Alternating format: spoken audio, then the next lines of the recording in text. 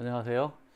오늘은 우리가 플라톤의 책을 읽다 보면 계속 만나게 되는 문제인데, 소크라테스의 대화법하고 그 말하는 방식, 말하기. 여기 이제 내용에는 빠져 있습니다만, 그러니까 소크라테스가 대화를 할 때 짧게 묻고 짧게 대답하고 이런 걸 이제 원하거든요. 반면에 이제 소크라테스랑 주로 대화하게 되는 소피스트, 특히 소피스트들은 길게 말하는 걸 선호합니다. 그래서 그것이 소크라테스 대화법과 어떤 관계가 있는 건지 그런 얘기를 좀 하기 위해서 소크라테스 대화법을 중심으로 좀 얘기를 간단하게 해보겠습니다. 자, 소크라테스의 대화법, 그 대화법이란 말을 디알렉티케라고 합니다만, 테크닉 오브 다이얼로그라고 하면 됩니다. 그래서 이 디알렉티케라는 말이 이제 철학에 들어오면 변증법도 되고 변증술도 되고 뭐 여러 가지다만, 그래서 뭐 이 디알렉티케를 번역하는 방법도 문답법이라고도 하고 대화법이라고도 하고 뭐 그렇습니다. 근데 이제 기본 출발은 대화하는 방식이에요. 대화를 통해서 논의를 하는 방식인 거죠. 그래서 이제 소크라테스의 대화법의 독특한 특징 중에 하나라고 하면 논박술, 엘렌코스라고 하는데 검토라는 뜻을 갖고 있습니다. 엘렌코스. 논박이라는 것은 상대의 주장을 논박한다는 말이잖아요. 근데 상대 주장을 논박하는 것에만 그치는 건 아니고 소크라테스가 가졌던 그 대화의 의도 이런 것들을 좀 생각해 봐야 되는데, 소크라테스라는 그 인물이 갖고 있는 독특한 위치가 있잖아요. 나는 모르는 사람이다. 나는 아는 게 없다. 중요한 문제에 대해서 나는 아는 게 없다.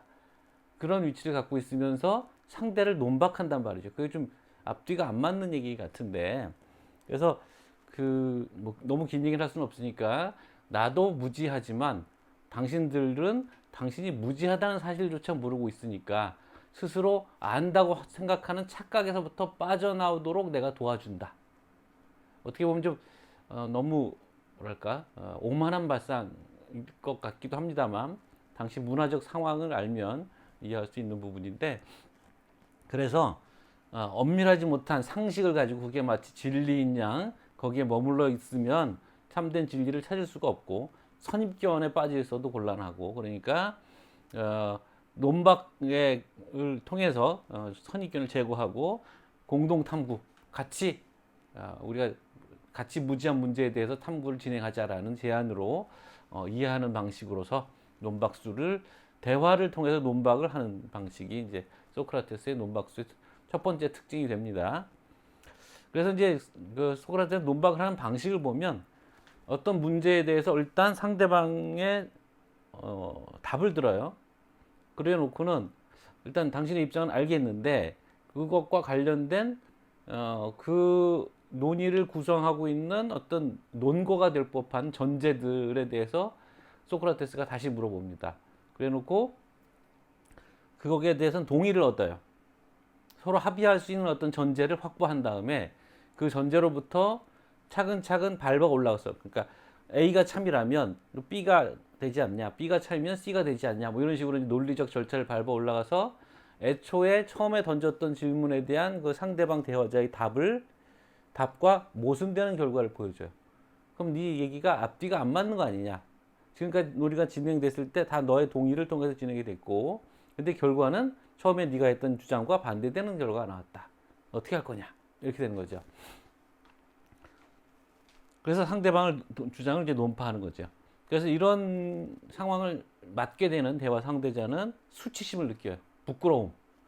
그리고 또 분노가 동반되는데, 이게 이제 긍정적인 방향일 경우에는 그 수치와 분노라는 게 자기 자신을 향한 것이 되는 거죠. 아, 창피하다. 내가 뭐 이를테면 내가 장군인데 용기에 대해서 모르다니. 내 인생을 걸고 살았던 일인데 너무 부끄럽다. 이렇게 해서 자기 반성이 되지만, 이게 이제 외향적이고, 그러니까 여전히 그 무지하고 자신의 어떤 욕망에 사로잡힌 사람들은 분노의 방향이 자기 자신이 아니라 소크라테스에게 향하게 될 수 있는 거죠. 그래서 이제 상대의 반감을 살 우려가 있고, 실제로 소크라테스는 그런 상대방들의 분노에 의해서 죽음에 이르게 되는 것이죠. 그리고 또 하나, 이 소크라테스의 대화가 제대로 작동되려면 그 대화하는 상대방이 자기 생각을 솔직하게 가감없이 드러내야 돼요. 그래야만 진솔한 대화가 이어지고 자기 반성으로 이어지고 이렇게 되는데 뭐 눈치 보고 뭐 남 체면 보고 남 눈치 보고 자기 체면 생각해서 뭐 근사한 대답이나 해놓고 뭐 이러면 소크라테스의 어떤 그 의도가 관철될 수가 없고 그러다 보니까 이제 그 대화편들을 보면 소크라테스가 그렇게 이제 미적거리고 뒤로 숨는 사람들 자꾸 끄집어내죠. 자기 얘기를 하게끔 자꾸 자극을 하고 뭐 이런 방식의 얘기들이 그래서 이게 솔직함 그리스어로 팔레시아라고 하는데 그게 없으면 무의미하고 그래서 이 팔레시아 자기의 생각을 과감하게 드러냄으로써 검토받고 그래서 자기 삶을 검토하는 그런 방식으로 작동되는 게 이제 소크라테스의 논박술의 특징입니다. 그래서 이제 이게 자기 얘기를 안 하려고 자꾸 이렇게 뒤로 숨는 사람들은 남의 얘기 끌고 오고 뭐 시인의 해석이 이렇고 호메로스가 이랬다고 얘기하고 남 얘기 끌고 또는 미사역으로 화려한 얘기를 만들어 놓고 그러니까 자꾸 얘기가 길어지는 거예요. 장광설하고 횡설수설하고 그래서 이제 소크라테스의 대화술에서 자꾸 짧은 얘기를 하기를 원하는 건데 실제로 보면 소크라테스가 꼭 짧은 대답만 듣는 것도 아니고 자기의 질문도 또는 대답도 꼭 짧은 것만도 아닙니다. 그런 걸 보면 논점에 맞는 이야기를 하느냐 여기가 이제 소크라테스의 포인트가 원래 있다고 생각하는데 소크라테스가 상황을 유머러스하게 또는 간단하게 만들기 위해서 나는 기억력이 나빠서 대답을 길게 하면 안 되니까 짧게 해달라 뭐 이런 식으로 얘기하는 거라고 우리가 이해할 수 있죠.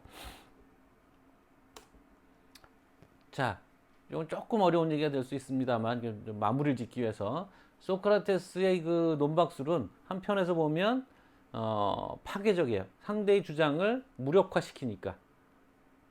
근데 다른 한편에서는 그 논박술이 논박에만 그치지 않고 아까 이제 공동 탐구를 제안한다 이렇게 갔잖아요. 그래서 다른 의미로는 삼파술, 삼파가 요새는 삼파라는 직업이 없습니다만 삼파는 자기는 아이를 낳는데 도와주는 사람이죠. 지금 말하면 산부인과 의사인데 옛날에 이제 그 산부인과 의사가 귀하던 시절에 또는 없던 시절에 그러니까 동네 할머니가 뭐 이제 간단한 의학 상식을 갖추고서 또는 전통적인 어떤 의학 상식을 가지고서 애를 낳는데 도움을 주는 사람들 그게 산파예요. 자신은 무지해서 이미 아이를 낳을 수 없지만 이렇게 알을 낳을 수 없지만 알을 낳는데 도움을 줄 수 있는 거다. 그래서 삼파술이라고 소크라테스의 그 대화술을 또 달리 부르기도 합니다. 그러니까 논박술이 파괴적이라면 삼파술은 긍정적이고 적극적인 형태의 의미인 거죠. 그래서 이것이 변증술과 연결되어 있는 측면인데 차차 얘기를 하기로 하고 그 소크라테스의 그 대화 논박의 과정을 보면 특히 이제 초기 대화편이라고 하는 것들을 보면 상대방의 얘기를 꺼내며 상대방의 얘기를 검토해서 그 의견은 이런저런 점이 문제다라고 이제 논파를 하죠. 상대방 의견을. 그러고 나면 이제 처음에 던졌던 질문에 대해서 말문이 막히는 거야. 그럼 이제 이 문제의 답은 어떻게 찾지? 뭐 이렇게 보통 이러고 끝나요. 대화가. 이제 황당하죠. 그러면 이제 난문으로 끝나서 이거 이제 모르겠다. 너도 모르고 나도 모르고 이렇게 끝나면 이게 이제 다 쓸데없는 짓을 한 거냐? 그렇지는 않은 거죠. 그 난문에까지 이르는 과정에서 대화의 진전이 이루어지는 거죠. 그러니까 말이 막힌다는 것은 이런 방식으로 그 문제를 접근하면 안 된다는 걸 보여주는 측면이 하나 있고 그러면 그런 잘못된 경로를 가게 되는 이유가 뭐냐면 뭔가 잘못된 전제를 갖고 있는 거죠. 그 질문에 대해서 잘못된 선입견이나 전제를 갖고 있는 거니까 그걸 드러냄으로써 해서 그 시행착오를 다시 이제는 그런 방식으로 접근하지 않고 문제 제기의 차원을 달리하게 되는 수준을 높이는 그런 긍정적인 결과물을 가져오게 되는 거죠.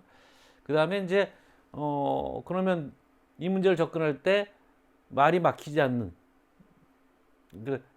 좀 더 긍정적인 결과물을 가져올 수 있는 선택지를 찾아서 그거를 가지고 탐구를 진행하면 이게 삼파술이 되는 거예요. 그래서 이 삼파술이란 말의 의미는 플라톤이 테아이타토스 편에서 얘기를 하는데 삼파가 그렇듯이 나는 그 산모가 아이를 갖고 있는데 그 아이를 이렇게 촉진해 보면 그게 아이가 유산될 아이인지 사산아이인지 아니면 제대로 나올 수 있는 아이인지 그러니까 곡식에 비교하면 쭉정이가 될지 아니면 알곡이 될지 그거를 간파할 수 있는 게 3파인 거죠. 그래서 소크라테스가 상대방의 의견을 어떤 문제에 대한 의견을 들어보고 그 의견을 검토합니다. 논박술로. 그래서 논박에 못 이겨내면 그건 이제 쭉정이가 되는 거죠. 지식이 안 되는 거죠. 근데 논박을 버텨내거나 논박의 과정을 거쳐서 이게 상승하게 되면 지식의 형태로 갈 수 있는 가능성을 열어주는 게 이제 소크라테스의 대화술의 어떤 긍정적인 측면인 삼파술이다. 이렇게 얘기할 수 있을 거고요. 변증술은 이제 나중에 플라톤에 의해서 훨씬 더 방법론적으로 정교해지는 것을 이제 변증술이라고 이제 번역을 달리합니다, 보통 디알레티케를. 그래서 변증술이 나중에 해겔 변증법과 연결이 되는 거긴 해요. 그래서 이건 좀 어려운데 간단하게만 논리적 절차라고 생각하시면 되는데, 일단 탐구 대상, 우리가 탐구하고자 하는 대상이 속하는 집합을 찾습니다. 이를테면 소피스트 기술이 무엇인지를 탐구하는 게 이제 소피스트라는 대화편인데, 거기 보면 소피스트의 기술이라는 것도 기술의 일종이다. 그러니까 기술이란 집합에 속하는 거예요, 소피스트 기술은. 그러면 이제 그 기술을 분류합니다. 그래서 기술을 뭐 크게 나누면 이를테면 어떤 것을 생산하는 기술, 어떤 것을 수집하는 기술, 뭐 이렇게 나눌 수 있다. 그러면 생산과 수집의 기술로 나눕니다. 그러면 그 중에 수집하는 기술을 또 나눠요. 수집하는 기술을 들에 있는 걸 수집하는 거, 바다에 있는 걸 수집하는 거, 뭐 이런 식으로 나누는 거죠. 그래서 계속 나눠갑니다. 그래서 한쪽만 계속 나누죠. 일단은 계속 한쪽을 계속 나눠서 그 나누는 갈래 지점이 소피스트와 연결되는 지점이 만날 때까지 이제 나눕니다. 그래놓고 안 나눈 지점을 다시 또 나눠요. 그러면서 거기도 이제 소피스트가 만나는 지점이 있는지를 확인하고, 그래서 처음에 나누기 시작한 갈래들을 다 검토한 다음에 소피스트랑 만나는 지점들의 얘기들을 다 묶어내요.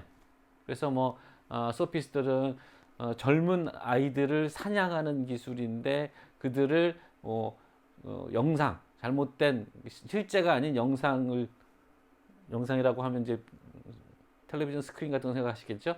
그 영상이 아니고 이미테이션, 가짜. 결국 영상 그 영상이긴 한데 그거를 가지고 젊은이들을 사냥하는 기술자, 뭐 이런 식으로 이제 전체적인 그림이 나오는 거죠. 그게 이제 변증술의 방식인 거예요. 그래서 이런 이 변증술의 과정에서 앞에 나왔던 논박과 삼파의 얘기들이 종합이 됩니다. 그래서 가지수를 나누다가 잘못 나누면 거기서 문제 제기를 하고, 그러니까 혼자 하는 게 아니고 사실은 선생과 제자가 서로 같이 하는 공동 작업으로 진행을 해야 되는 거죠. 그래서 플라톤이 국가에서 철학자들이 배워야 될 교육의 한 가지 형태 또는 최종적인 형태에 이르기 위한 가장 중요한 기술, 이게 이제 변증술 훈련이거든요.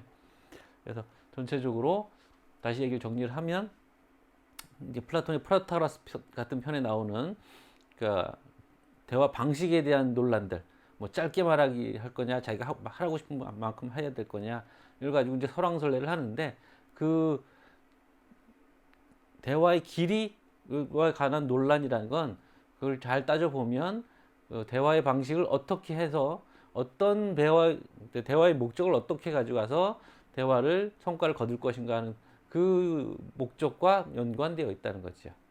예. 오늘 여기까지 간단하게 소크라테스의 그 대화술에 대해서 살펴봤습니다.